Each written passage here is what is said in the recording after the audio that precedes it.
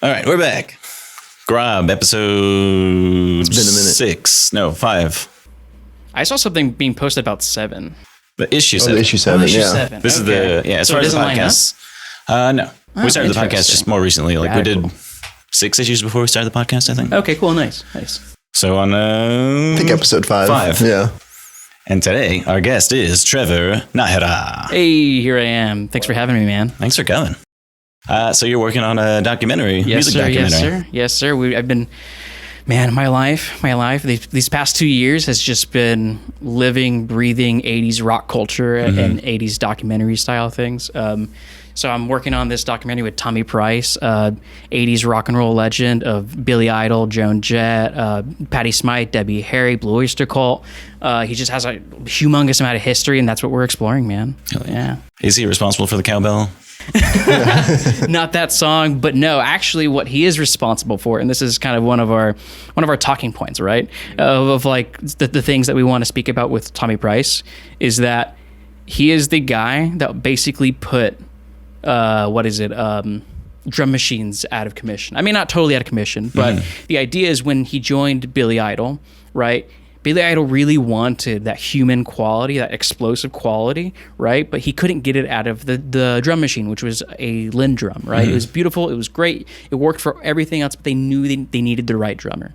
So while Thommy Price was cutting Warrior up in Electric Lady, which I believe is Jimi Hendrix's studio, he passed away prior to it opening up. But they heard him drumming in there. They asked him to come down, and Thommy beat the hell out of it and beat that drum machine, and that drum machine left.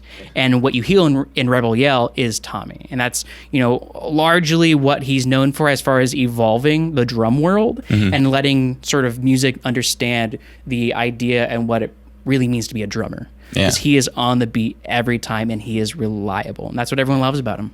Yeah, just internally, like no click track and none of that. Exactly. Because there were a lot of drummers back then. A lot of, especially in the New York punk scene. Like it was very thrash and it was very heavy, right? But it wasn't. There was a certain element missing, and it was the consistent tempo.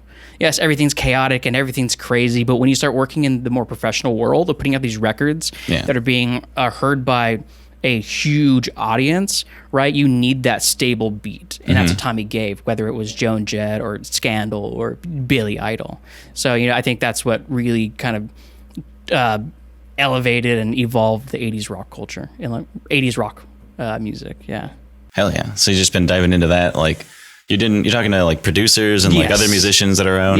Yeah. And it's been a huge blessing. It's been a huge ride to talk to all these people. A lot of Toms, Tom Lord-Alge, Tom Panunzio, Thommy Price, Tommy Taylor.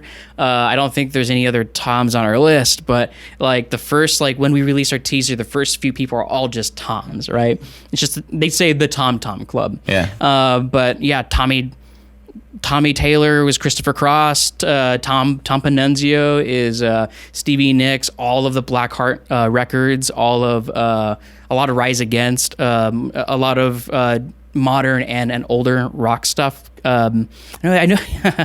Sorry for tangents, but he like when I was interviewing him, we ended up.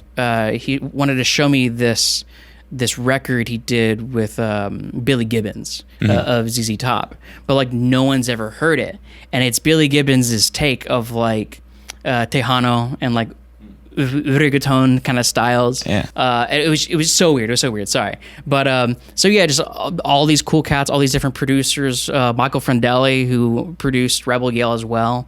Just a bunch of different people, and a lot of people that are just friends with Thommy. Like in a few weeks from now, I'll be interviewing Zach Starkey, which is Ringo Starr's son, which is the drummer of Who.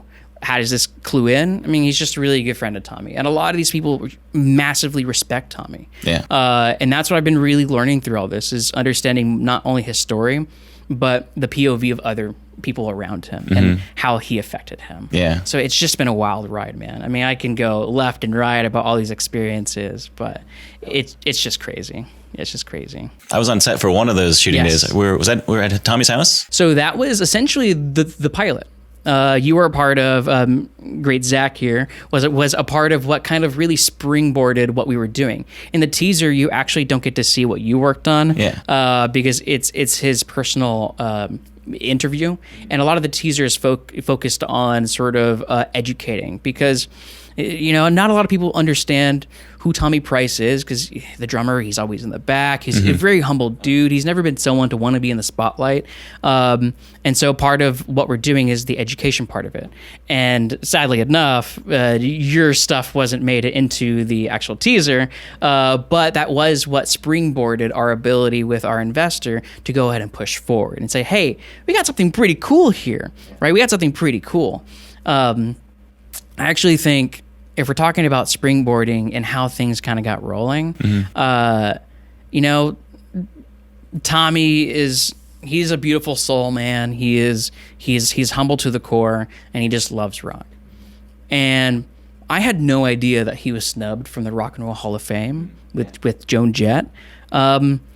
And when I found out, I asked him about it, and he didn't really have anything to say about it. He didn't really care about it, and maybe he was a little hurt by it, but it was something that was not on our radar, right? And so when we interviewed Joan Jett, like, she gave a shit, and she was like, "We need to fix this. This is BS. Like, something needs to be done about this. He needs to be inducted. The Runaways need to be inducted."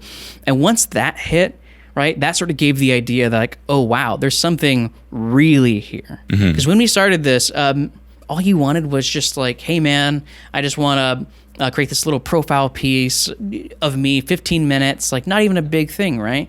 Got to becoming a little bit more friends with him, understanding his story more, and sort of ideas popped into my head, and it's just crazy how quickly it ended up snowballing once Joan Jett got involved. I mean, obviously, but it was basically our first thing we ever really interviewed. But I feel bad because our first thing was with you. Oh, for sure.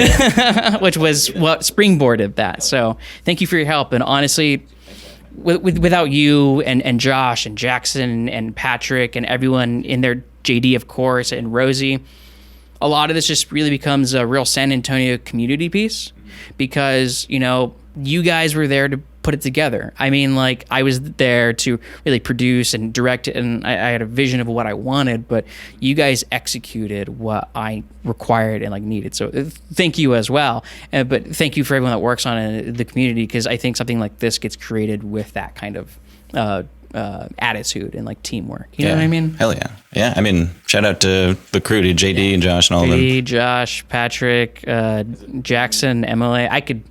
Is it the same crew ultimately with all the new stuff, like, throughout that? For the most part, when we have the ability to, absolutely. A lot of it is JD and I flying out to a different state, city, whatever it is, to execute a lot of these other interviews, like Billy Idol and Patty Smythe, and where was that? A few of these. Billy Idol was in.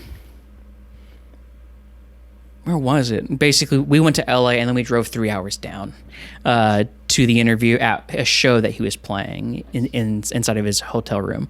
But my point is that it was mainly just me and JD, and then we have Ricky and then Kevin are kind of our two people that come on board with us. We always would love to have, like, Josh, but typically with that role, we have to... we had to get a local production as far as a local gaffer and, like, drive a whole van up there. Well, exactly. Yeah. We're flying. It's just, there's no possibility out of it. And of course, working on an insane shoestring budget. This is no multi-million-dollar budget that we got going on here. As much as I would love it to be, obviously we're making by. But no, it's not typically the full same crew, but if it's local, sure. it definitely is. It really just depends on the intensity of the day. Sometimes it's just going to be Thommy going through some physical therapy, and it's just going to be JD and then Esteban and I. Or it's like you went through, where it's like we had a lot more people. Or in the... Not the teaser. Actually, yes, in the teaser, we do showcase one of our sections where we recreate an 80s bedroom with, like, full blown. I mean, full blown. It's gorgeous. I like that, yeah. It is gorgeous. And so I don't know if you weren't a part of that, right? No, I don't think so. That is probably one of my favorite things that we shot. But a lot of that crew is also in that crew, so it's really just little puzzle pieces of the same crew. Hell yeah. It's a good team. It's good guys. Well, I always tell people that, and maybe this leads to my my typical. I've become more recluse as I guess I've gotten older, but I get a lot of my social experiences through working on set, because everyone that I work with, we're all really great friends. I remember when I started with everything, I met JD Macias and I met Billy Cano of Corte Media, and not Corte Media, you'd probably get mad at me. It's just Corte now. But when I met Billy, I really started understanding a way of how to treat your crew, and I used to say this to him, and I still mean it, and I kind of say it sometimes now, but I think it was more just that, like, there was maybe, I don't want to say whiplash, but like way more excitement because I was more green. But I would always tell him that I feel like every time that I come on set, it's like being on vacation or like a workcation, because a lot of times I am going to Austin, but I'm working with some of my favorite people. We're best buds, and I'm getting paid for it, and it's something that I really like to do. It's unconventional. It's not what my degree field was originally intended for, which it is now, which has been very helpful. But I really get a lot of my social experiences from being on set with my closest friends, and I think that's what makes it the easiest thing in the world. Oh yeah. I mean, granted, obviously we got to work with some people that we don't either want to work with, or they're brand new, so we're not sure who they are, or whatever the case is. Yeah. But I think that's probably the most special thing. Yeah. Is that a lot of my experiences are just with my friends on set. Yeah, it is fun. I mean, I love being on set with you guys. I mean, I've been friends with you for some time, and I really only know you through set. Yeah, I mean, essentially. I've met you. We've hung out like twice at JD's kid's birthday. Yeah. But I do feel that that we have this either connection or that we're friends. You know what I mean? Yeah. It's not just like acquaintances. Yeah, absolutely. And so like when we just go on set, it's always just a great day. Yeah. I love that showing up on set with especially this crew, these people that specifically. Yeah. It just clicks. We're signed into place. We all know each other already. We got the systems working out. Me and Josh are just passing things back and forth. It's always fun. I think that's the best compliment. Lately, that's what I've really been hearing from people with our crew, is that we're like a pit crew. Yeah. We know where we're supposed to be. We know our terminology, and we'll at the end of the day, and we can tangent into this direction, but San Antonio, it lacks its sort of base standard of industry standards. And I think that's a lot of the sort of excitement people get out of, is when they see us work, they're getting a taste of what it really is to be on a set. Oh yeah. Because in San Antonio, I mean, for better or for worse, I guess, not having that industry standard means that you're also not, I don't know. It feels like you're not, with some communities or some people, there's no truly bad habits, right? When you're learning to do certain things, you're being instilled. But when you just simply exist around a community, you may pick up a couple of things, but you're not being designed to learn a certain way. Yeah. So that's why, especially with Christian Stride Studios, a lot of the productions that I do with them, we like to work with our community and make sure that what they're learning is not only proper, but pushes them into the role that they want to be. So a lot of the PAs that come in and work with us, I like to have a real hand on understanding who that person is. Oh, you want to be more of an editor. Oh, you want to be more of a sound person. And of course, everyone wants to be a director. Yeah. and I've been a first AC for I think 6 years now. I've been more of a producer director in the past 3 years after I left So Far Sounds. Songs from that's a whole other thing. Yeah. And so when I came on as a sort of camera assistant, I really learned from Billy and JD about how to run a set and understand event production even better, because my background was already with So Far Sounds, Songs from Maroon, basically secret intimate shows all around the world, music. You can look it up on YouTube. Gorgeous. I've seen that. Yeah, totally. And so event style production. So once I got into the film world, it gave me a better understanding of what these standards are, whether it became crafties or whether it became we cannot push our crew 14, 16, 18 hours a day. And it is, sorry, we need to cut it there. And then that becomes a administration sort of production thing where we have to come together and figure out, okay, now we have an add-on day and yada, yada, yada, but that's not your crew's fault. Yeah. Unless it is. And then you let them know, hey guys, we need to pick this up. What is this? Yeah, get off your phones. But I just think that San Antonio hasn't been well acclimated to that style of production yet. And that's what I'm kind of excited about, especially with a lot of these community leaders like with Christian, because we can really bring in and really mold people instead of jumping on set sometimes where you're like, what's a crafty? Yeah. Or like, wait, Apple Bucks? You guys are getting paid? Like, you know what I mean? And of course, there is a level of working up to that, because when I started everything with Billy and JD, I mean, JD was like, hey man, do you think you can do this? I didn't really know what a first AC was. I got the concept, and I had a focus module on my Zhiyun crane V2 thing, whatever. So I understood the concept, and I knew what a PA was. I didn't know what a first AC totally was, or focus puller, or that what it truly entailed. But they took me in, and I said, hey, I'll do 3 commercials totally for free. By the end of that first day, Billy ended up paying me a little bit, right? But it was amazing to be paid for something that I was like, this is exciting. Yeah. This is super cool. This is a career opportunity, So I'm just saying that, like, I think there's a level of standards that San Antonio really needs to grasp. And I think that's what we're here for. Hell yeah. It's a process. Yeah, a marathon. Like you said, going in to do the work for free. Like, I think starting out freelance or logo design, I'll do the $25 logo. I'll start doing the little tiny work. Totally. But I remember at the beginning, I wanted to freelance. I'm going to have my own business. I'm going to do this and that. And then I got out of school. It's like, well, and it's difficult because a lot of people want to just start their own business, or some people don't understand what it really entails to start a business. So I'm partnered with Cibolo Studios, one of the best studios here in town, full-fledged music studio. And when I partnered with them, I wanted to try to create a side marketing business, right? And at some point, I was in my master's program for my MBA, and at some point I was just like, I don't know how people can do this. There's no way I can afford this. Like I realized at that point, although I believe I'm born to be producer manager, this sort of creative aspect sort of thing. I just had no money to really put towards this business and time, and working on my MBA.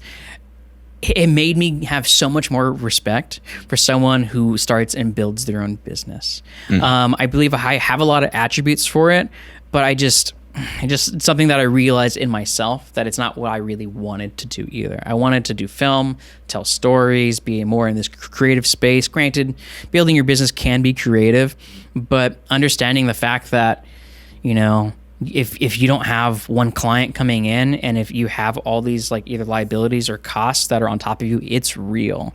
It's not something that theoretical or being in class or third grade when I I did 5th grade. I did a little business thing. We were ice kings, and we sold ice cream for like fake money stuff. But it was to introduce us into like business, and understood how like that sort of thing. And that was something that I really enjoyed. I know it's a little bit of a tangent, but my mom loves telling this story where I would sell these little paper pillows, like stuffed with like cotton. Okay. And I would sell it for like $10-$20 to my classmates. And like my teacher complained about it or something because everyone had their heads down, and I was running a business. She's trying to get a piece of the pie. But yeah, no, man, starting a business is difficult. And what I've realized too, especially with this documentary, because a lot of people don't understand, when you're creating a film, you're creating a startup. Your incentive to create this film is to make sure that everyone sees it, and for everyone to see it, it needs investment, and for investment, it needs profits. And so when you develop something, especially with what I'm developing, it is much more than, I don't know, a one-off client. It becomes this business that you're creating and selling and pitching, and it's a whole different world, which is why I was saying earlier that at first my master's degree didn't really help me too much, but now in this world, it really has helped me understand a full top-down scale of what I'm working with, because it is pretty one-to-one to creating a startup business that you're looking to essentially sell. Yeah, nice. But in that respect, that's the only way that I would start my own business. You know what I mean? It's just developing the film, but I would never do that again. Yeah. So kudos to anyone that can do that. Yeah, it's. I mean, some people will just like you said, like have all these ideas, just jump in. Like, I need to get an office, like do all this stuff. And like, now I'm over my head, and I need to start bringing work in. That costs money, like insurance and taxes and Uncle Sam and all the other little crooks and all the other uncles. Yeah. We don't have to keep talking about the documentary. I like when it comes up sort of like on its own. Yeah. Because I love just having interesting conversations. But I want to talk about what you guys are. We did that a little bit in one of the episodes, but we I think it's a good tie into like community. How you're saying the people on set and your team that you have there. Same thing with the zine. It's just local people just coming together to put an actual copy together, because without anybody submitting, we wouldn't have anything. Yeah. Just be like one or two pages. But, and just, that could be a pamphlet. I can make that at home. Yeah. Well, I mean, but you guys put you put effort into it, right? And effort costs money. Yeah. So it's like, even if it's just those 2 pages, that's great and all, but your scale is not going to be heavy, so then it hurts you guys. So it's just sort of this. It feels like sometimes it feels like this sort of cycle of not meeting certain marks that don't allow enough of the community or the ecosystem to grow organically. The people who are giving out all the products, like you guys with the magazine, or all the way up to San Antonio Current, it requires the artist to exist, and it requires the eyes to also exist. And if those two don't do their parts, whatever you guys do is basically jack shit. Yeah. And that's as sad as it is. And I think it's just funny sometimes when I don't know, there's some San Antonio people that really get upset at their city, and I'm just like, well, how are you supporting them? Yeah. Are you supporting them because you were churned out and eaten up through a grinder of the city, and now you're just upset? I mean, I did too, but I'll be honest, at some point, especially with So Far Sounds, when I stepped away from it, So Far Sounds is a beautiful thing, a beautiful, beautiful concept. And a lot of things that they did were absolutely memorable. But I don't believe our city, and I'm cautiously sort of saying this because I love my city and I think they deserve it more now than they do ever. But at the time that I was running it, at some point I realized that the city didn't really deserve it. It didn't really, it had its audience, but it was like trying to gnaw off its own leg without any sort of chain around it. It's like there's no purpose, that it's like biting itself. It's just doing this. It's just doing it, and it didn't really have a really cause for it. I mean, Josh was a part of it, JD was a part of it, Kevin was a part of it. The same crew working on this documentary were the backbone of creating these memorable events at So Far Sounds. And I don't think anyone recognized that. I don't think anyone truly understood that. And now we have more short films and feature films, and we got San Marcos coming in with that $200 million film studio thing, and they're breaking ground this year, and yada yada yada. But my point is that San Antonio now, I mean, the communities have really made a stride, and I think they deserve it now more than ever. But there are still some of the sentiments of I don't want to say victimhood, but a sort of not willingness to play a part in that cycle that helps uplift everyone else. Almost, or maybe like entitlement, almost like. Yeah, like, I think maybe things there's working out for me. I'm not putting in an effort. Yeah, and I think for me specifically too, I feel that sentiment of San Antonio doesn't deserve it was really more part of the music scene. The music perspective. Now, granted, maybe it's because I also wasn't in the film scene while I was experiencing the lack of brotherhood, the lack of true cohesiveness within the community with the San Antonio music stuff. But I left that world to join film and video for that exact reason. I gave up on music. I bought a couple cameras with one of my best friends, and we just jumped into music studios. Music studios. I made a Facebook post. Josh commented on it. What is this, like I don't know, 8-9 years ago at this point or something. I don't know, a long time ago. And then Kevin jumped in too, and we started doing these in studio music sessions because we wanted to give our local scene the ability to have like professional quality video without really having to fork out the stupid amount of money, because you need video to market yourself and go into South by and all these sorts of like events so you can be seen. And then that's how I got into the more like film world.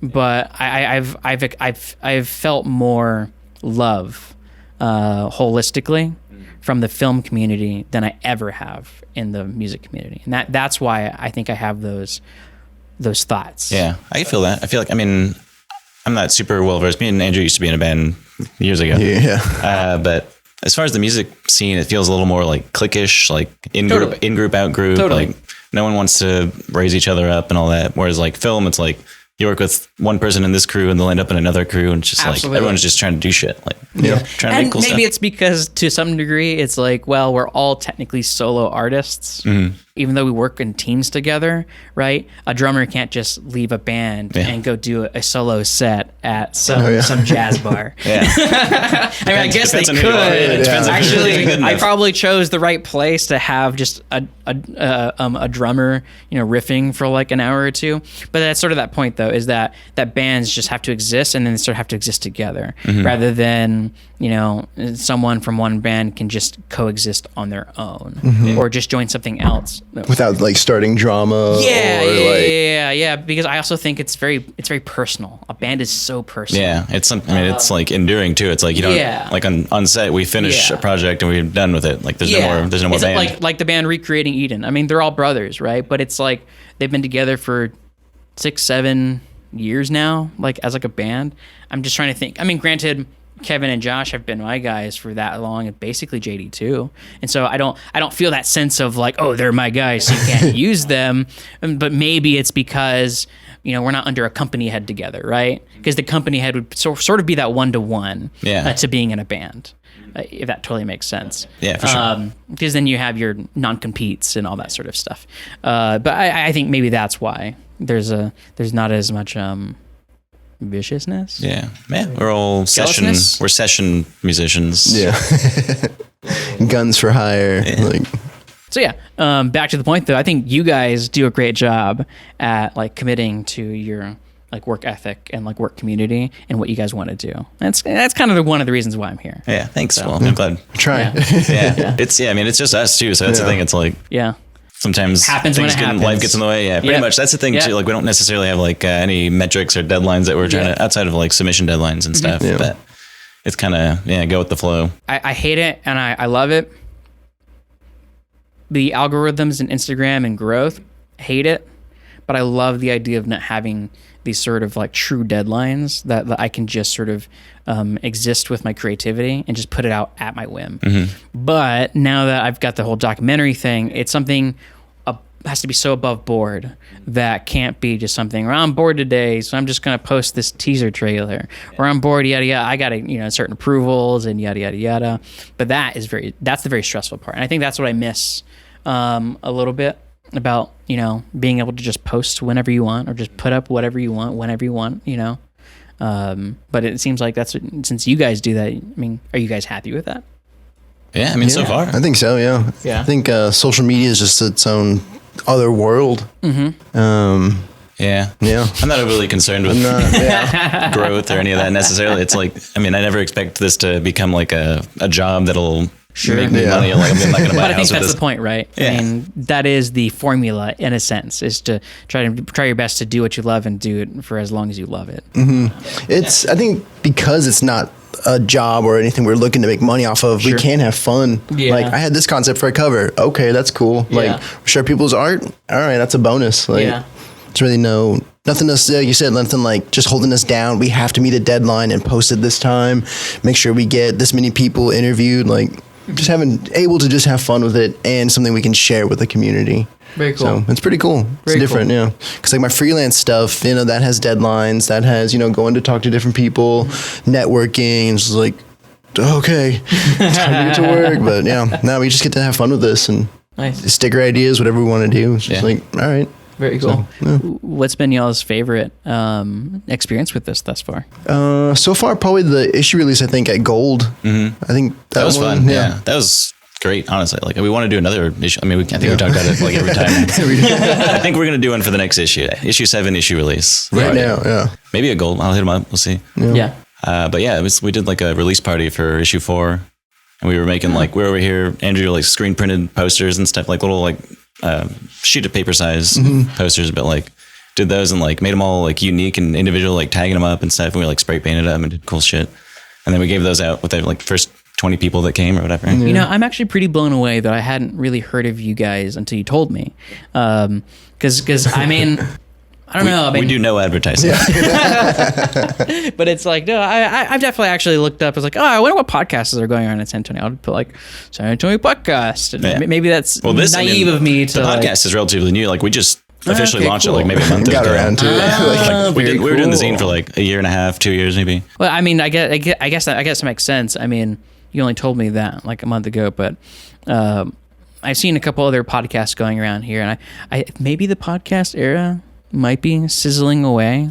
I don't know. I feel like it's kind of ramping up because people have been talking to me about different ones. Mm-hmm. We used to do one called Cover Stories. It's not necessarily similar like the Cibolo stuff, but it was, we had bands come on and just do covers, like play a cover song, whatever you want, and then talk for a while. I wasn't on that. I was just producing that. So my buddy Eric was the host, which he's going to start doing a new one now, which is kind of a spin-off on that one. So it should be fun. Very cool. Yeah, very cool.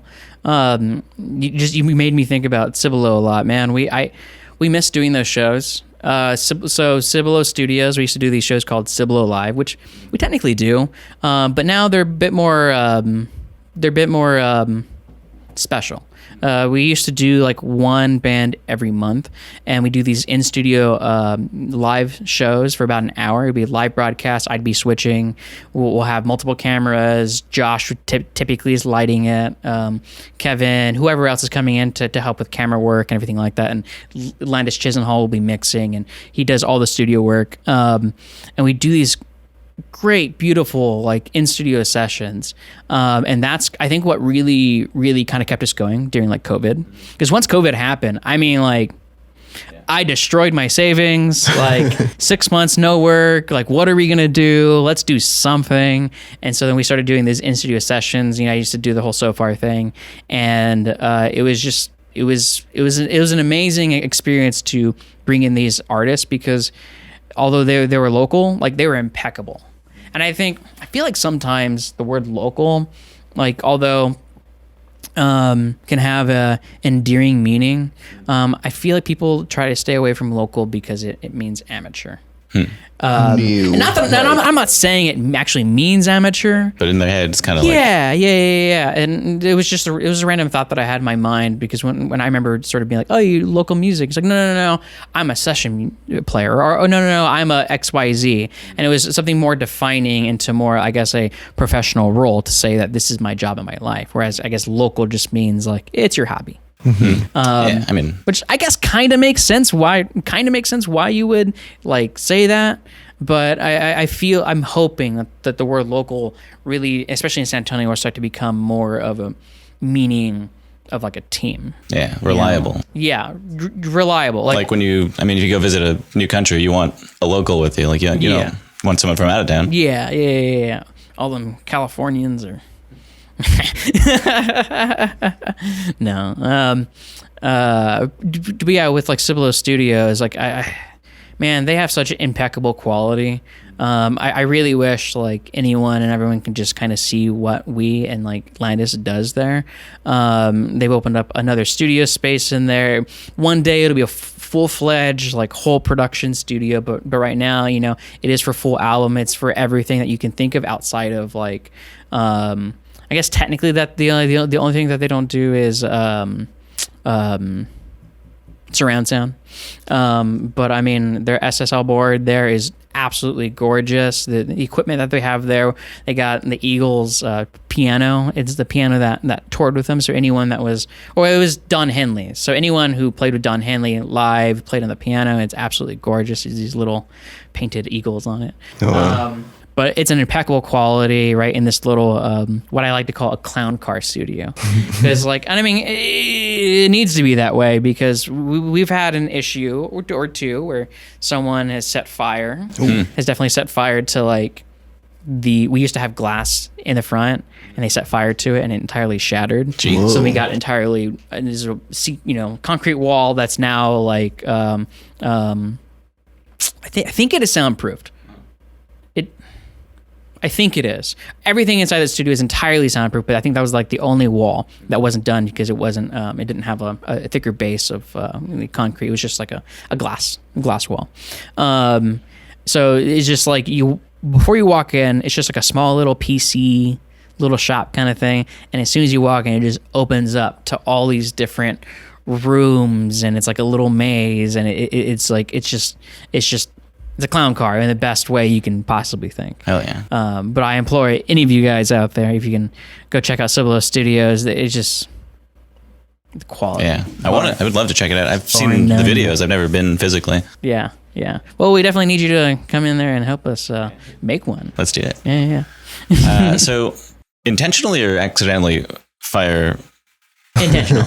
It wasn't us. Yeah, well, it was someone else. I would hope, yeah. I don't think we actually even knew who it was, but it was more of a fire was set to it, and I believe our alarm systems are going off. Fire department comes and yada yada yada. So I think it was midnight or something. It was at night time. Yeah. How long ago was that? I mean, I think it was maybe closer to 2 years.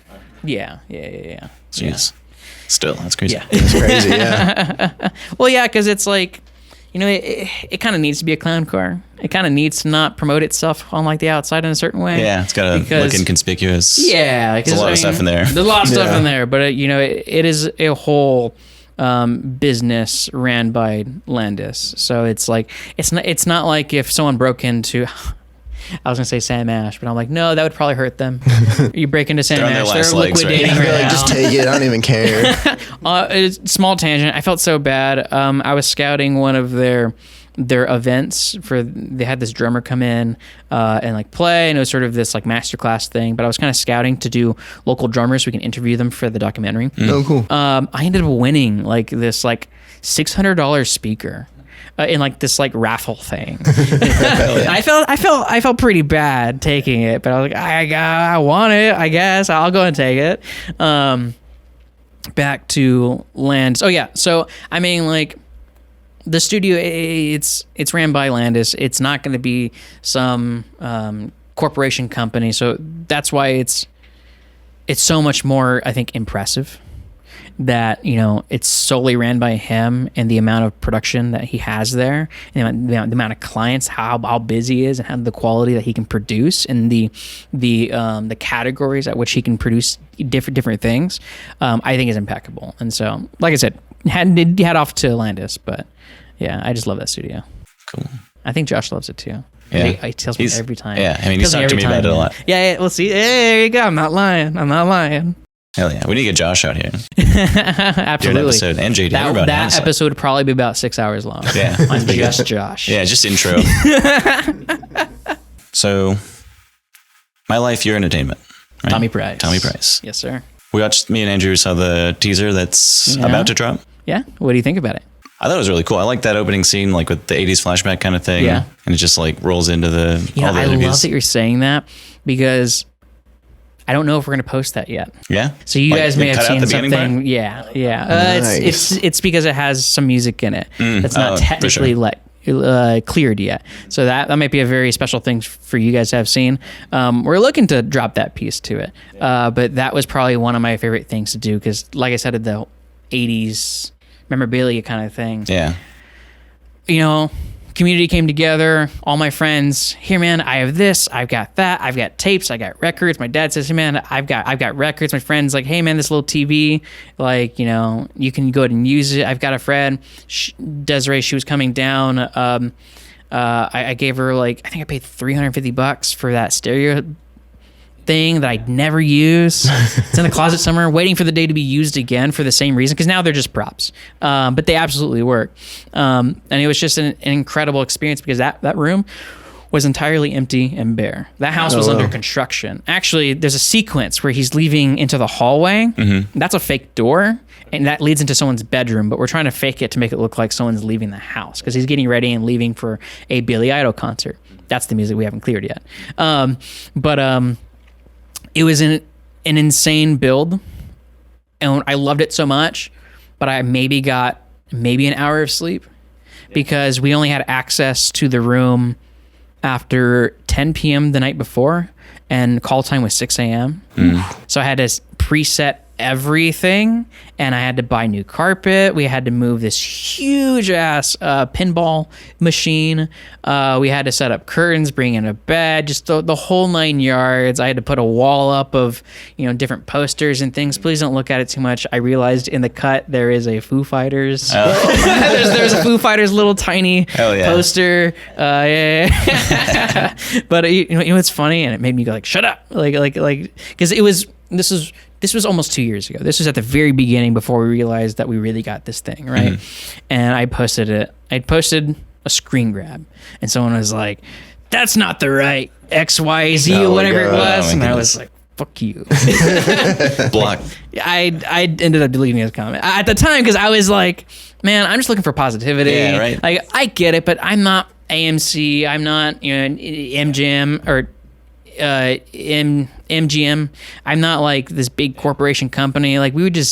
We're all ragtag this, bootstrap. Do you know how long it would take to find that, to get that right?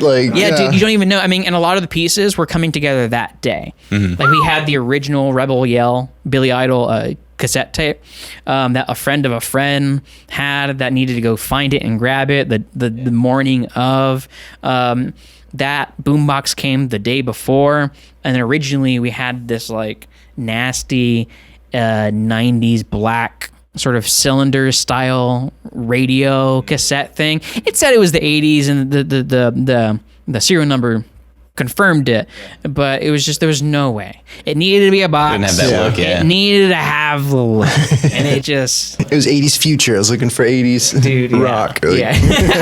And it was absolutely gorgeous. But my point is that every single thing came together, and some of it in the very last moments, and it was everything came together. I think if there's one thing in that slew of everything that needed to happen that just didn't happen, I would be, I don't know. I think I wouldn't be nearly as ecstatic or excited for everyone to see. Right. It was just, everything about it just felt so damn right. But that was my favorite scene, and I hope we can post it and play it. I hope so. It looks super cool. Yeah. But outside of that, the stuff that will for sure be seen. The real teaser trailer. Yeah. That's cool. I mean, just seeing, it starts off, I think Billy's the first one, right? Just rolls into him. We just hear his voice. Yeah. And honestly, so it is a dream to interview Billy Idol. I think when I first heard his voice, because when I was interviewing, I was also, monitoring audio, and it was just this thick, raspy, London voice that's just, oh my God, it is amazing. And then once I got home, I'll be honest with you, and the guys could tell that I was still extremely stressed, even though we shot it, and I'm never happy about what we shoot. I'm happy a lot of times, especially narrative-wise, but in interviews, sometimes I black out. Sometimes it's very hard to remember exactly what we talked about, to know what I got. I do for the most part, but I'm so anxiety driven that I can't be truly happy until I'm on my editing bay and I throw that LUT on and I hear his voice. And when I heard that voice come through that speaker, it was just golden. Yeah. And it was just the most beautiful thing. And so when I realized, so the original file name for the teaser trailer was Billy Idol, because all I was doing was just cutting up some Billy Idol stuff. Yeah. That's really why it started in the first place. And at some point I'd cut together a good number of pieces, and I was like, oh, I'm making a teaser trailer. This is what this is. And I started piecing it together, and I don't know, but I can fanboy about Billy Idol forever, because he did not half-ass it. Like, I mean, there were some limitations, and that's sort of part of when you're starting to work with a lot of the older generation. You know, their memory isn't like it used to be, whether it be drugs or it be just putting their body through the ringer. Like, I mean, part of the documentary is about understanding the service and sort of effectively being a survivor of the music industry, let alone the entertainment industry. Yeah. And a lot of these people that we're talking to are survivors. You know, some people didn't make it, and God forbid, God forbid we finish this documentary and someone passes away. I mean, not to say any of these people are in that area, but I'm just saying, like, shit happens, and these people have been through a lot. Quick tangent, Cibolo Studios was also created by Chet Himes of Christopher Cross, and I only knew him for about a year and a half before he passed away. And he was cranking down Monster energy drinks, and one day he just didn't wake up. He used to do a lot of drugs back in his early days, touring with a lot of different bands like AC/DC.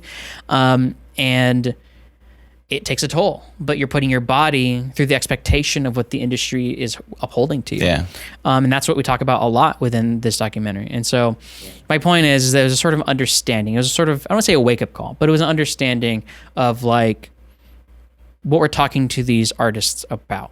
And he did not displease whatsoever. He did not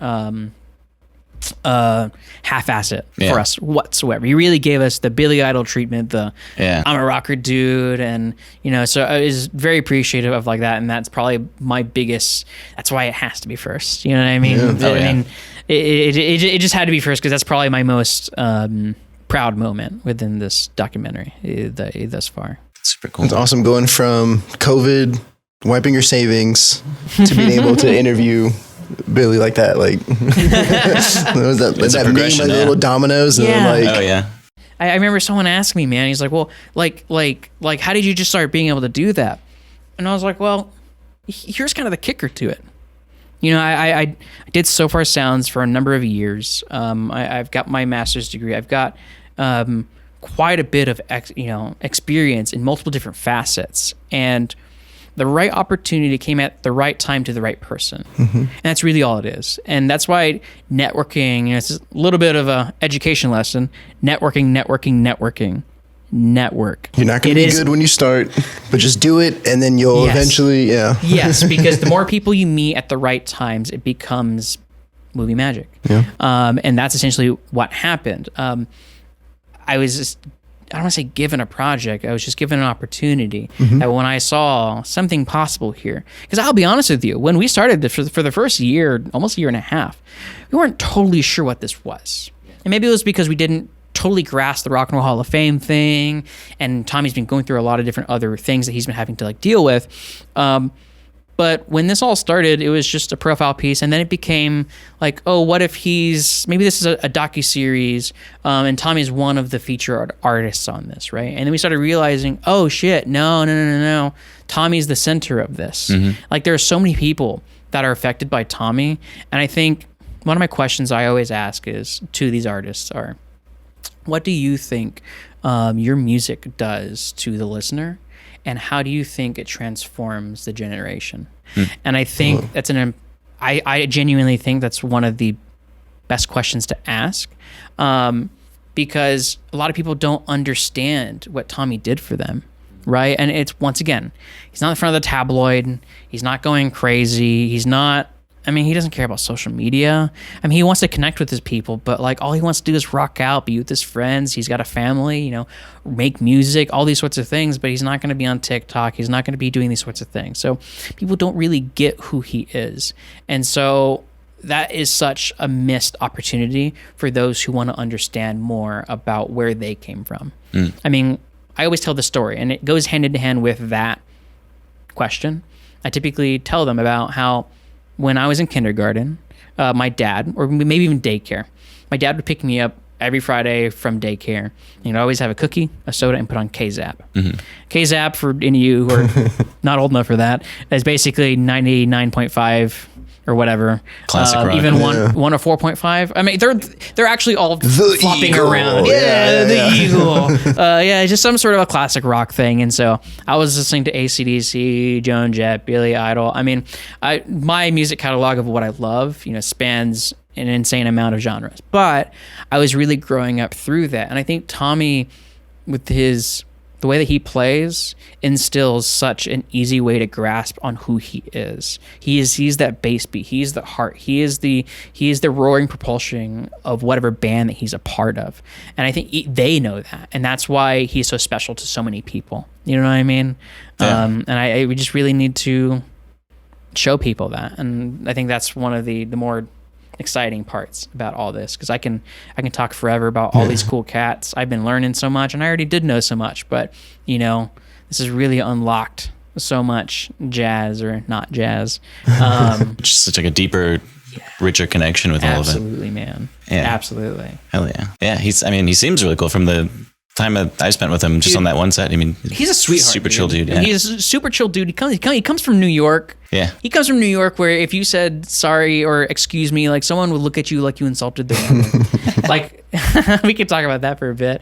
So I went to New York for the first time to interview Matt Starr. He's the drummer for Ace Frehley, and Mr. Biggs, Patty Smythe of Scandal, and she's married to John McEnroe, and Kazim Sultan, who's the bass player who plays for Blue Oyster Cult, Joan, Jett, a lot of different projects that Tommy's been a part of, because they're best friends. They grew up together. So they all grew up in like New York. They're all part of that New York punk scene.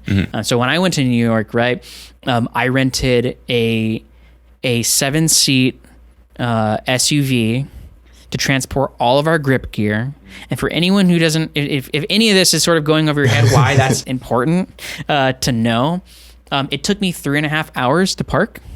I tried to offer money to a couple people, and a little story I kind of like to tell, and I felt really bad, because if you know me, I'm a sweetheart. This bomber jacket, I love this bomber jacket, and I was wearing this, and I'll go and zip it up for a second, and for a second, especially at like 2 a.m. to someone who doesn't speak English at all, and I speak a little bit of Spanish, and I was able to convey, like, what I needed was for work. I really need this spot. I tried to offer her $20. And at some point, I started realizing I came off like a bookie. Yeah. I came off very like, I'm going to buy your spot. And if not, I'm going to take it. Yeah. And I could tell that's how she was coming off, because she was like, no, I don't want any problems. Yeah. I was like, no, I'm so sorry. Yeah. No, not at all. And I quickly backed off, and I got in my car to and I kept trying to find it, because when in this world, understanding how to create a film is also understanding the logistics of your gear, right? So I can't just go park this van that has someone else's gear, with my insurance tacked onto it, with however much gear it is, down the street in New York that I don't know who is or where. We need it to be in front of our Airbnb, and it needs to be in this space as well as possible. Someone from New York, I'm sure he's from Texas, was kind enough. I was like, hey man, I'll give you $20. It was just, he kind of looked like a college student. I was like, hey man, can I go ahead and just I need this spot, man. Like, I need it. Here's $20. And he's like, no man, don't worry about it. Take it. So part of me, he seemed very nice, but I was like, that was also too quick. Yeah. You know what I mean? Take the 20. Yeah. No, take the 20. I don't want to feel responsible for anything. But that was just the most astonishing thing to have to deal with, is driving in New York. And driving with as much gear we had, and driving with how big of a vehicle that we had. Yeah. I will say, at some point, you have to understand that you are just like everyone else. And don't take honks personally. Honk it right back. Yeah. And that's what it's there for. It is a communication tool. And once I sort of understood that, like, I was way more free with what I was doing. And I actually started realizing, like, I think there's less accidents in like New York than there are in like San Antonio. Yeah. I mean, granted, I did hear a not safe for work comment coming up. It was like a week after that, like a girl, or an old woman, got ran over by a bus. Ooh. Like a slow run over, and like, and there were pictures, and she was in half. Like, Jesus, yeah. I parked right there. Yeah, so I mean, there's a grain of salt being thrown in that comment prior, but it was this sort of understanding that once you realize that nothing's personal, that it becomes easier to traverse. Because I mean, yeah, I will say thank you or excuse me or, whatever. I've gotten free pizza. I've gotten free fries. I've gotten free things just saying, hey, like, I forgot to order this. Don't worry about it here, man. Right. And they're already gone. Right. But it's that mentality. It's that nicety that they sort of like give off, where in San Antonio, like, we're going to communicate about it first. And I'm going to tell you thank you. Say yes, sir. And we're going to be great, cool pals about it. And for them, it's like, we're not friends. We're just nice people. And I think because of how fast-paced they are, then it starts to come off as like everyone's just a dick. But it's just not true. It's just different culture, yeah. It's just a super fast-paced thing. Yeah. Yeah. But New York was really great. That was our first big trip. And that sort of like cemented another amount of like value. Because once you see the trailer, a few things are said. And it's talked about the Rock and Roll Hall of Fame. And Patti Smythe, who's John McEnroe's wife. So if you even know any of those two, you know that they're firecrackers. And she says some things, which is amazing. And it's honestly, I think we've given a lot of the artists, I think, the confidence that they should be saying these things, because they're not the only ones saying these things. Yeah. I mean, she speaks a lot about New York and kind of like how, not that it's gone to shit, but maybe it's gone to the wayside. It's not what it used to be. All the clubs are shut down. People come here for different reasons now. And it's not the same. And we touch heavily on that. So if you're a New York rocker, punker dude, like, we do touch on that. That's part of the documentary as a whole. And so a lot of people they're willing to say certain things, and a couple people too are like, I'll never be in the Rock and Roll Hall of Fame. Like, fuck it. Oh yeah, I'm just gonna say whatever I want. Which is great sometimes, or like they're bigger than that to their own degree, where they've mixed for Blink-182. So Tom Lord Alge. Tom Lord Alge is probably one of my favorite guys on there. He's from New York as well. He'll give it to you. He moved from his Florida studio into Austin. And with Cibolo Studios, Tom Lord Alge came by one time and he hung out. They traded some gear, and it was just really cool, friendly camaraderie. So when my documentary came around, I just kind of sent him an email. Hey man, you want to do this? And he said, yeah, absolutely. Come on in. So we went there, and he was one of the coolest dudes ever. But he is, I think, I don't want to say this so like definitely, but I think he's maybe the, I don't want to say biggest, but the most, he's got a record for every 90s, early 2000s rocker, whether it be Blink-182, Sum 41, name me some, Avril Lavigne. He has a Grammy for Santana's Supernatural. His first Grammy is with Higher Love. He's touched everything and anything. So he did Monet's record, well, the remix version. That was his first platinum record. And that's essentially how there's that connection with Tommy. There's a lot of camaraderie between them. And so there's this photo of Tom Lord Alge in a headlock from, I think, Thommy Price. And it was when they were doing the Monet, and Billy Idol and Steve Stevens are both in the photo with them together, and it really cemented this sort of like history with them. But Tom Lord Alge is probably one of my favorite people. He says he really gets into it. I mean, like, the things he says are just sort of, I don't want to say eye-opening, but like some of the things he says is kind of like, I mean, it's obviously money because it adds value to like the excitement. But like one of the comments he says is, and he says it like this, I believe he says it like this because he doesn't want to catch too much flack for the way that he's putting it, but it's kind of like the running joke was, producers or executives would come into the studio and test you for drugs, and you didn't have drugs in your system, you were fired. Yeah. Like that was the sort of take on it. And I got the semblance from a lot of other people, but the documentary isn't about doing drugs. It's about the harsh realities for sure, but understanding how these rock icons became not only legends, but kind of gave their body to the service of the industry. Yeah. And maybe they were misused or not, because there are a couple people in there, right? They're not getting ownership or certain things where someone's getting all this, and they were just a paid performer for a while. And, the little things like that. I mean, I don't call them little things actually, but like, there's definitely a centerpiece on what we sort of touch on for the industry as like a whole. Yeah.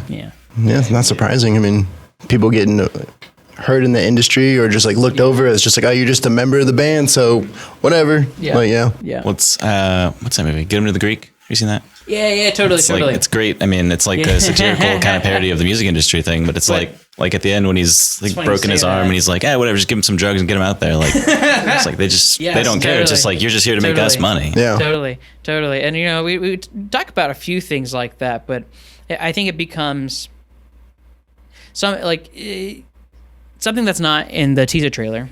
So Patty Smyth, Scandal, Warrior. Something that we kind of talked about in the documentary is Tommy's contribution to their existence. And Scandal arguably parted ways and didn't really function as a band anymore for the most part once Tommy left the band. And for the most part, Tommy's a very loyal guy. But at this exact moment, Scandal's Warrior, which is a huge hit, was being cut with Rebel Yell in the same room of Electric Lady, Studio A, Studio B, and I think I kind of talked about it earlier, but essentially Thommy Price got pulled down into Studio, I think B, for Rebel Yell, and they needed a real drummer, not just the drum machine. And so the point is Billy Idol at that point gave Tommy a piece of the record. And at that point in time, Tommy was having some frustrating conversations with like Scandal about trying to get a piece from them. But the way that sort of worked, and I don't know, this is not truly confirmed, but it's what I've sort of noticed. When you look up Warrior, Scandal song, you will see that Warrior was a song featuring Patty Smyth, even though she's the lead singer of the band. Like, it's their band. And what I've learned with a conversation with a guy named Tommy Taylor, he's a drummer for Christopher Cross's Sailing. I think there was something going on with that too as well, because Christopher Cross essentially made his name into a band, if that makes sense. And so the idea is that because you're a band, you're just a hired gun. So you should have no expectation of like ownership to it. And that's something that we kind of talk about within that, because it's sort of that industry, I don't want to say taking advantage of, because Patty Smyth says nothing but amazing, great things, and they have a great relationship. And they tried to get back together. I think it was for an MTV episode. I think it's called not Bands on the Road, or Band something, but it was basically like where they came back together and they played a show together. And it was sort of kind of see if like the band could get back together kind of thing. So there's a lot of good camaraderie through all of that, right? So there's no ill will, but at the end of the day, that's when she stopped, I don't want to say making music, but she took a step back, right? Settled down with John McEnroe. She didn't like just quit music or anything like that, and she did some stuff with like Don Henley, but there were other opportunities that she could have like really worked with as well. But for whatever reason, like there was just nothing really ever came about of it, right? Billy Idol took off, and Scandal stopped right there. Like that is literally where they stopped. Yeah. And the only difference between the two is that Tommy wasn't a part of it, and it really is, they were really like close family. So Tommy never has spoken bad will about it, but to me, I think it's maybe feeling like family kind of like screwed you a little bit. You know what I mean? Yeah, it's gonna be kind of sensitive issue. Yeah, but also at the time too, he kind of knew he was a hired gun. That's what he was always doing, and everything that he did outside of Mink DeVille was always kind of like this hired thing. And then when he went into Billy Idol, even that was a hired thing, because he's only on the first or those two records. Whiplash Smile and Rebel Yell. After that, he's not really in it anymore. But they also go into a different direction of stuff. You know what I mean? But that's it's Billy's biggest records. Yeah. Outside of, he was in Generation X. If y'all know what that is, it's that dancing song. I'd play it, but we'll just insert it right now. Just put the music video in the middle of it. Like the entire music video, and then not give any bit of commentary at all. No audio. So it's just like, we couldn't get the rights to it. So we'll just cover it. So there's definitely things you're not going to see in the teaser that we like express and talk about. But a lot of what this teaser is supposed to be is it's an education process. Yeah. Educating everyone about who Tommy is and why he's important, because he absolutely is. But he's never been the kind of person to want to be in the spotlight, or he's just like, whatever. Such a kind, humble dude. Yeah, it's just having fun. Yeah, hell yeah. Yeah, exactly. Well, cool. I mean, I'm excited to see the full thing once it's comes out. Yeah, me too. So yeah, like I think one of my favorite things about San Antonio is that we're just a really tight, like, knit community. And as we grow forward within this community, I think there's a lot more opportunities for a lot of other, like, community members to be gathering their experience within these productions. And I kind of think it's almost our responsibility. Like, that's why Christian and I and a few other community members, we really kind of take the time to make sure that people kind of have these opportunities. What do you feel like? In your experience that, like, maybe San Antonio resonates with when it comes to its sort of engagement with its community?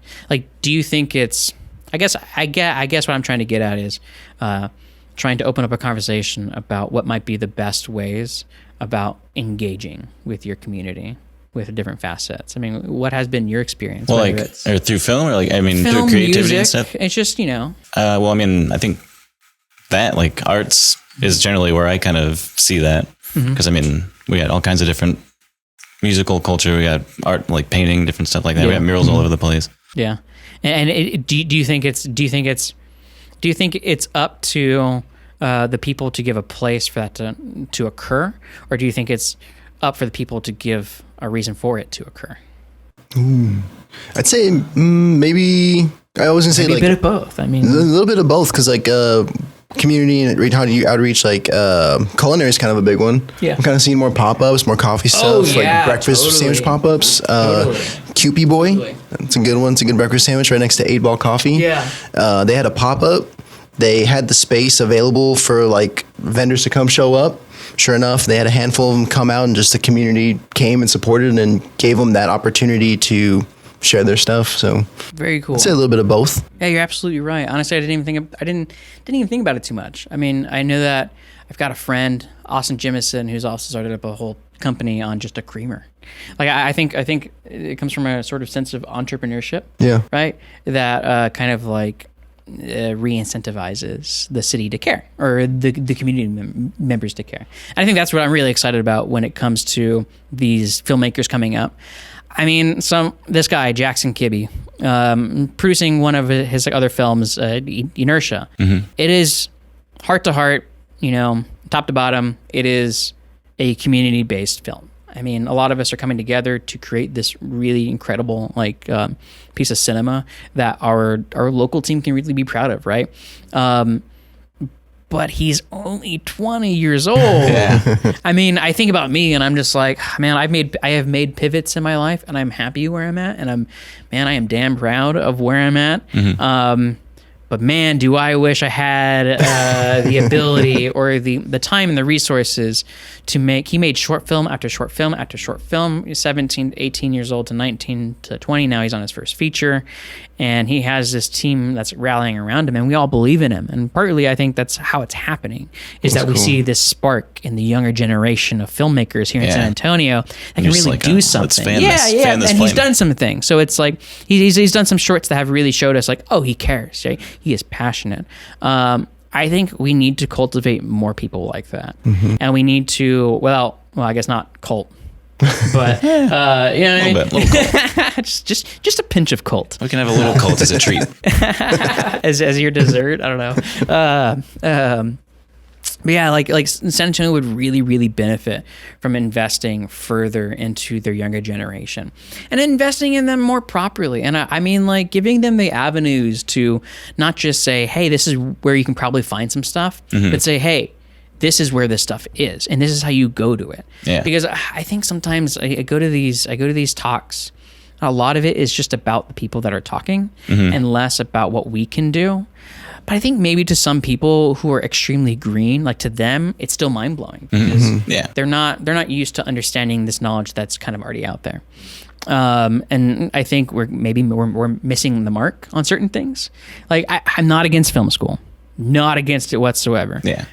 Yeah, I have my bachelor's degree in marketing. I have my MBA and master's in business administration. Like that's where I sit in as far as my real analytical approach comes to developing and producing a film.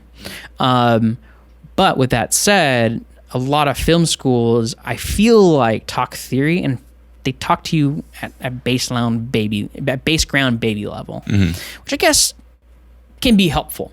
But we've done productions where, UT is great. Don't get me wrong. And this is not me trashing UT. Like, I like the place. Yeah.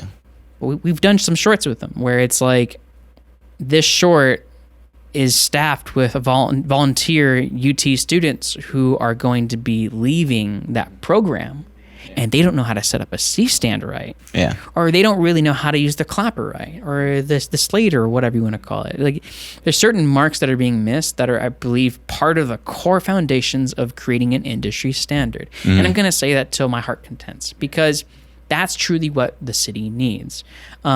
Because at the end of the day, if you get someone like JD, and he is, bless his heart, he's extremely competitive, but he's an amazing, caring dude that wants to see people grow and get better. But at the same time, too, he is at such a level that he requires people to know what they're doing. Not only just to get the job done, but people get hurt, man. Like, oh yeah, shit happens drop sometimes. A C-stand on someone's head. Exactly. Ooh, like, that it's is not no a good joke. Like people don't understand the seriousness of why industry standards are important, and he does.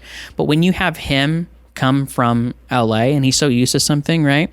And he jumps on set just to be like, and I got lucky, man. I think I got lucky that I was able to bring him into an event, So Far Sounds, that had a level of professionalism and had a level of creativity that was well worth its attention. And when he got exposed to that, I think he felt like, okay, there are some people in here who give a shit, and people in here who actually care, and like, I want to care about these dudes, which end up becoming Josh, Kevin, and who our core group is today. But if you have one of these executives, or if you have one of these people who are used to that standard come into San Antonio and just be on set, and no one's calling points, or no one's communicating, or there's no sense of like the details, or the flag's not on the camera, or certain things, that scares them to say, I don't want to be a part of this. I don't want to put my money into this, right? Yeah. Like, there's a certain level that they need to feel comfortable so that we can bring people in here to make the films. I'm sorry, but at the end of the day, you're not going to get Hollywood quality without the Hollywood investment. And I think that's kind of partial to what needs to happen. And I mean, it's obviously not Hollywood that I'm truly talking about, but it's the fact that they trust that their group has a standard. Yeah. I mean, case in point, and I don't want to talk about it too much, but case in point, Rust, right? Is it Rust? Yeah, the Alec Baldwin. Alec Baldwin, yeah. Mm-hmm.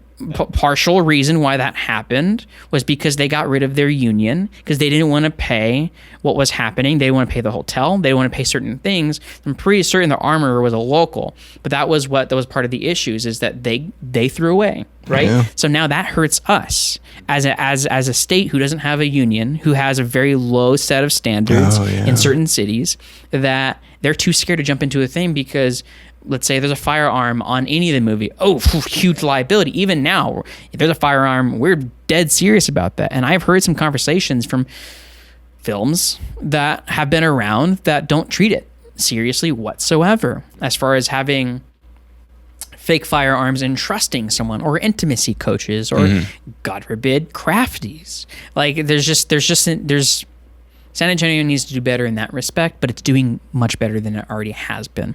More short films are coming out, more feature films are coming out, there's more investment happening. I mean, just my doc case in point is, I truly feel like it's something so special that it's not going to just shine in San Antonio. It's going to show that this doc is going to uplift San Antonio as a place to truly take seriously. I mean, because every one of us, yes, when we fly out, there's one gaffer who's in LA with us. Or even Ricky. Ricky is a San Antonio native, and he moved to New York, and he works for Hulu, ABC. So we just happened to be there, and he ended up helping us. So it's like, it is truly a local project. And I think people need to get the understanding that there is something to care about in San Antonio, and we can show you. But I hope that we do show you. Yeah. Because, sure, I'm still on sets. Even in Austin, though. It's not just San Antonio. It's Austin. It's a lot of places in Texas. I'm on set, and no one's calling points. No one's calling certain verbiages, or, we're a pit crew. When me, JD, Josh, Kevin, whoever else, Ricky, any of these guys, Tim, I can just keep calling off names. We are a pit crew. And we take it very seriously. That's good. Sure, yeah. I feel like that kind of translates also to the culinary thing, or maybe like any industry, but it's like you need that standard. Dude, culinary though. Culinary I think is a great, 100%. The film is the meal. Like you're know. trying to get this thing behind you, sharp points coming through. Yeah. Like You don't want someone it's just a whole thing. Someone's like, hey, where's the fridge? Where's the fridge? Like calling out these times and really working at it's a very militant level. My entire family, we've got Navy, we've got Air Force, Army, police officer. My family is all a part of that world, right? I'm kind of one of the, my brother and I are kind of the only two. Okay, my cousins, this generation, basically none of us are in any sort of like field branch. But I oftentimes get stopped and asked like, oh, did you serve? Because half my verbiage is copy. It's like, copy. Yes, sir. Absolutely. Copy. Yes, sir. Because it is a very militant style way of production, because it's very, on it. It's very professional, very real.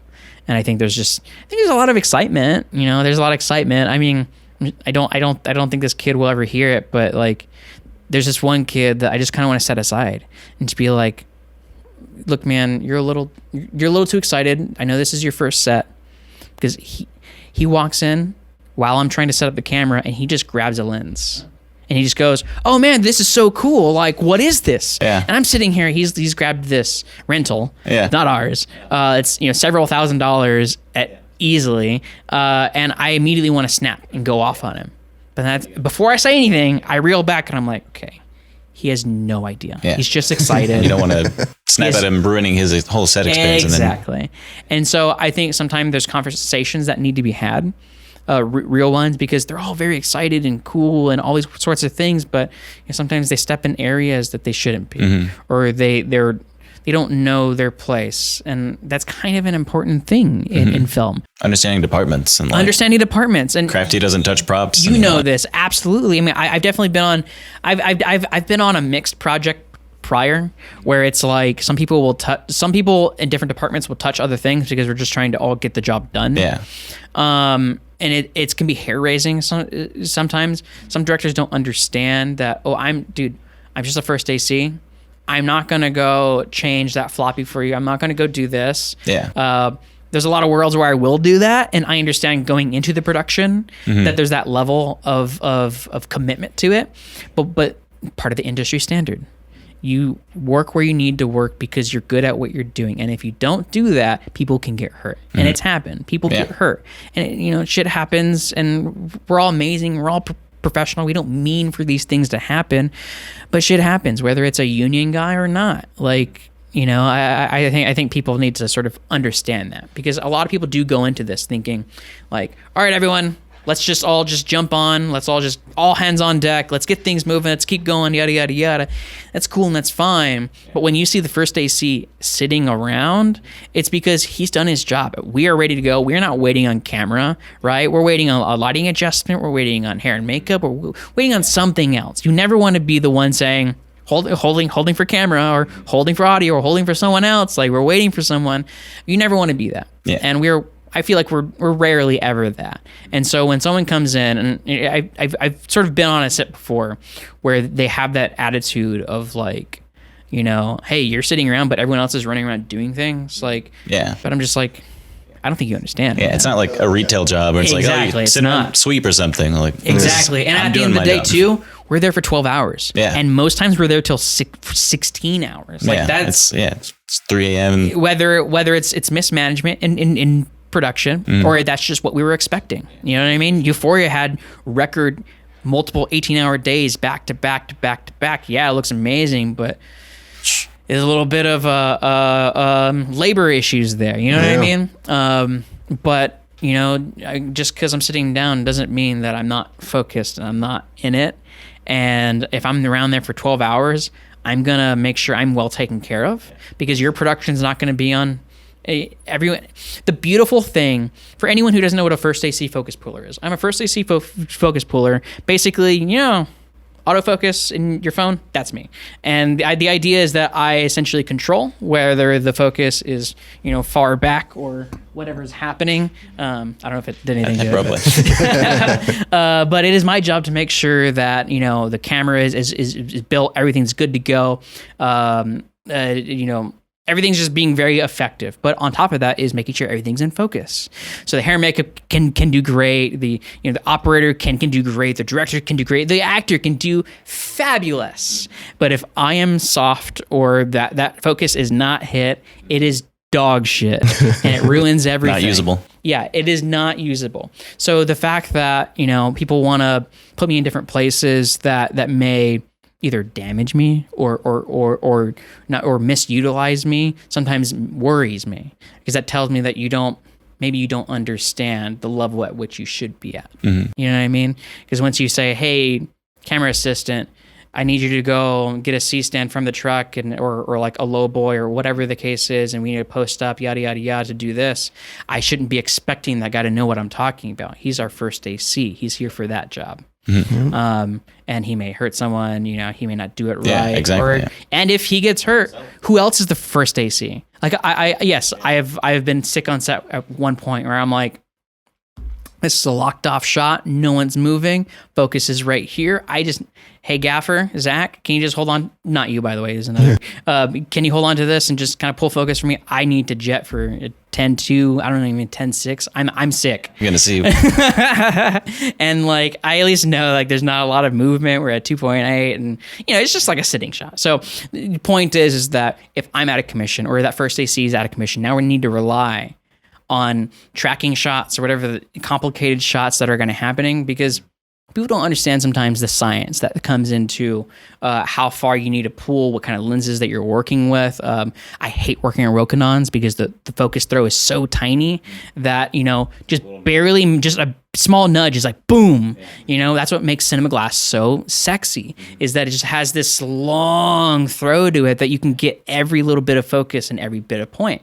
And so my point is, I wouldn't expect my PA, or I wouldn't expect or even our key grip or whoever, best boy, to know what the hell that is, or to know how to, if they're about to get into a shitstorm, or if this is going to be easy pancakes. So I just think there needs to be an industry standard for San Antonio and all that sort of stuff. Yeah, we're getting there. One set at a time. Yeah. And that's, I feel like that's, if there is a degree of feeling like it's my responsibility. Mm-hmm. Well, I think everybody. It's of course. Yeah, totally. But how am I going to expect, a 19-year-old, a 20-year-old, someone who's barely in it to know the do's and don'ts, right? So it's like, I have initiative, but then they have to have initiative to understand where they need. And they'd be wanting to learn. Yeah. For sure. Some people just kind of show up. Well, that's part of it. Just show up. Seriously, just show up. Find someone that just wants to bring you on set. Learn, sponge. Soak in all the terminology. Ask questions. If someone goes up to you and says, and I know there's no one here, but if someone goes up to you and says, hey, I need you to get a full Apple, set it up Chicago style, and get the hi-hat and ratchet so that we can do whatever. You're gonna need to sit there and immediately go, great, run to it. First time I heard some shit, I Googled some shit. Yeah. And, I'll get that. Yeah. And so you can ask questions, but it also depends what kind of set you're on. Because that one that I definitely did, it wasn't even, JD didn't even know what it was called. It was called an egg yolk. It was an egg yolk.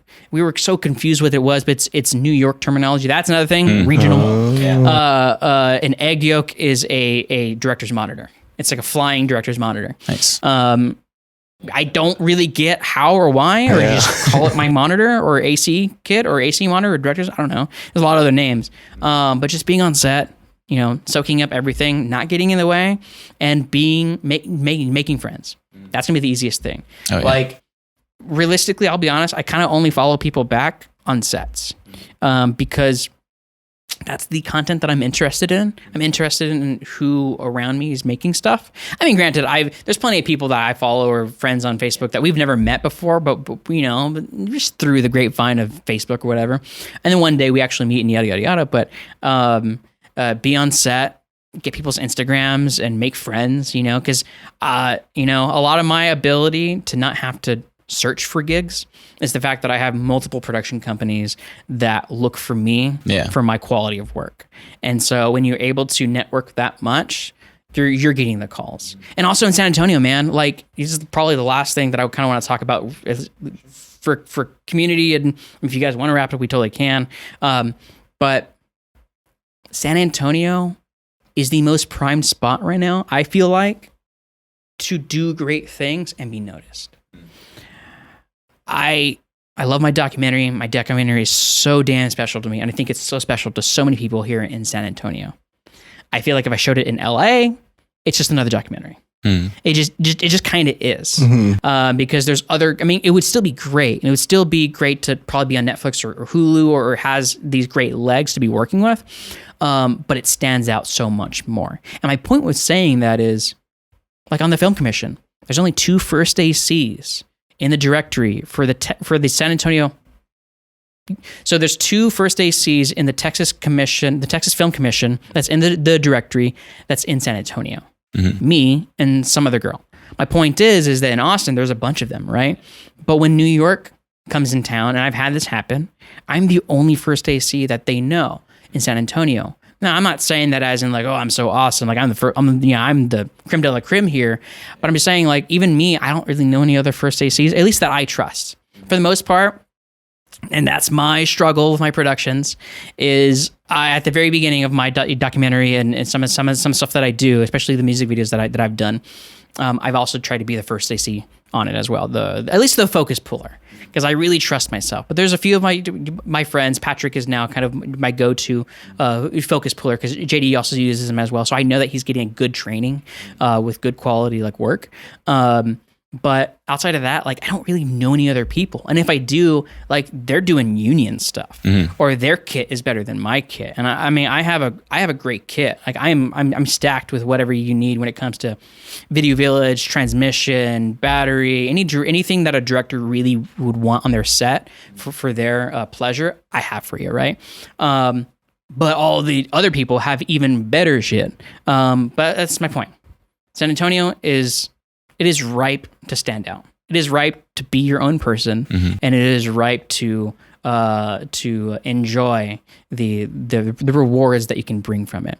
Once again, the San Marcos film industry coming in, it's going to be making that studio. It's going to be absolutely massive. That film commission, like it's just there's no other better time than right now to essentially really put your feet into the water and go to community events and meeting people and creating things. I mean, I don't know. And it's just, San Antonio is so great for it. I know that people say like, oh, there's nothing happening in San Antonio. You gotta look for it. Well, you have to look for it, but just flip it, right? Flip it. If there's not a lot of shit happening in San Antonio, then show your shit. Be the one that really shows off, or be the one that really sticks out, because you're not really, not to say you're not competing with other people, because you are, you are, but there's a certain ceiling that once you break through that little pivotal area, then that's really that pivotal spot that I'm talking about is the industry standard. When that is your typical work life, you've now broken into the area where you stand out. Because yes, there's just Spurs commercials and Toyota commercials happen, and there are commercials happening here, but a lot of the productions are not San Antonio based. A lot of them are from Austin, Dallas, Houston, New York, LA, even San Antonio Shoe Company.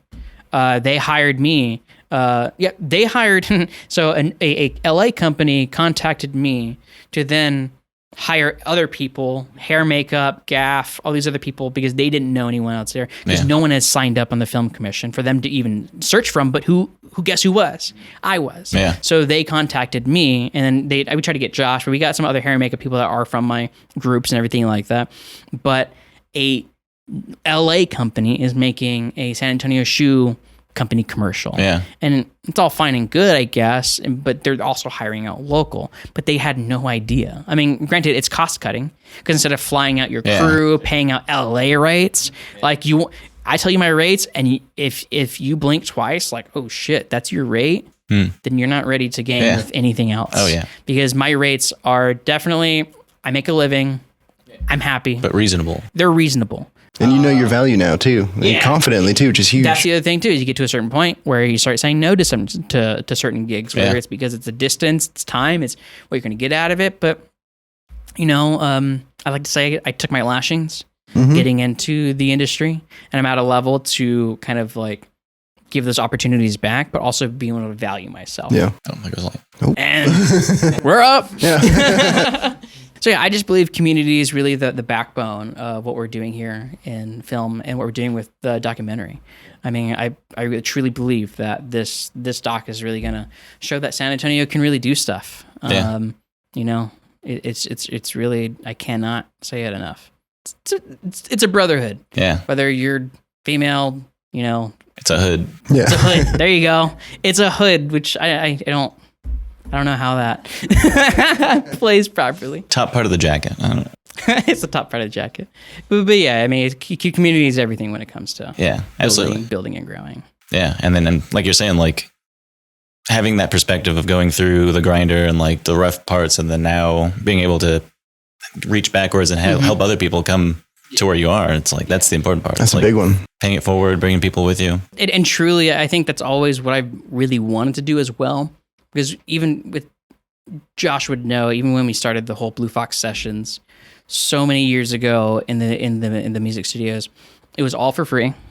And I was paying the studio out of my pocket to go and get the videos done. And we did quite a few of them. We actually only did 2 that we got paid for, and that was with Recreating Eden. And everyone got $100. Like it wasn't anything. I did it. We got